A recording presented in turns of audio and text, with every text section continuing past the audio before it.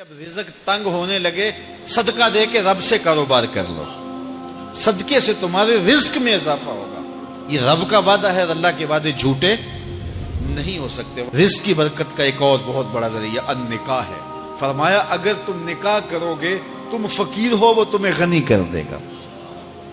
لوگ کہتے ہیں بچہ پیروں پہ کھڑا ہو لے تو پھر نکاح کریں گے، اللہ کہتا ہے تم نکاح کرو ہم پیروں پہ کھڑا کر دیں گے۔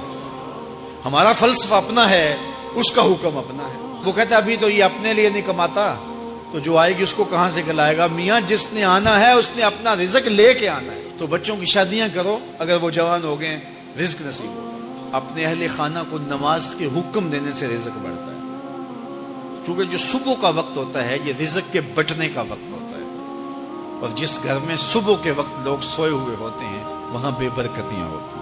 تو طلوع فجر سے لے کر کے طلوع آفتاب تک اپنی اولاد کو، بیوی کو، بچوں کو نہ سونے دیں۔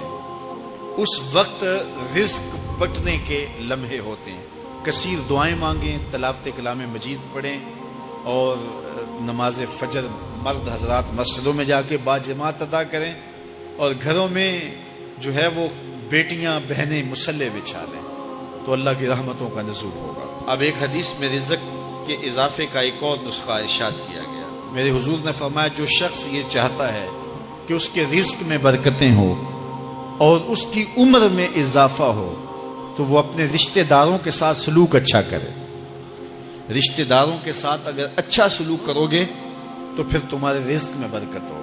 غریب ہیں تو ان کی مدد کرو، ان کی بیٹیوں کی شادیاں اپنے ذمے لے لو اگر اللہ نے آپ کو وسعت دی ہے، ان کی پریشانیاں بانٹ لو، ان کا قرضہ ہے تو اتارنے کی کوشش کرو، ان کو مشکلات سے نکالنے کی کوشش کرو۔ تم ان کو مشکلات سے نکالو گے، اللہ تمہیں مشکلوں سے نکالے گا۔ تمہارے رزق میں بھی برکتیں ہوگی اور تمہارے مال میں بھی برکتیں ہوں۔ فرمایا بہتر صدقہ وہ ہے جو ناراض غریب رشتہ دار کو دیا جائے۔ اگر وہ پھنس گیا ہے، مجبور ہے، ناراض ہے، تو اس کو اگر دیں گے تمہارا نفس اس میں شامل نہیں ہوگا، تو یہ افضل صدقہ ہے جو ہر صورت میں قبول ہی قبول ہے۔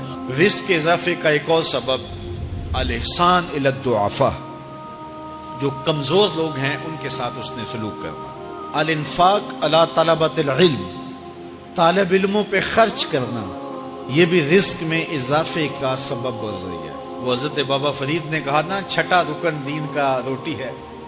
گھر میں کچھ نہ ہو تو پھر نہ نماز اور نہ ہی دیگر امور کی لذت آتی ہے، تو یہ رزق فراواں اور وسیع اور مبارک نصیب کر دے اللہ۔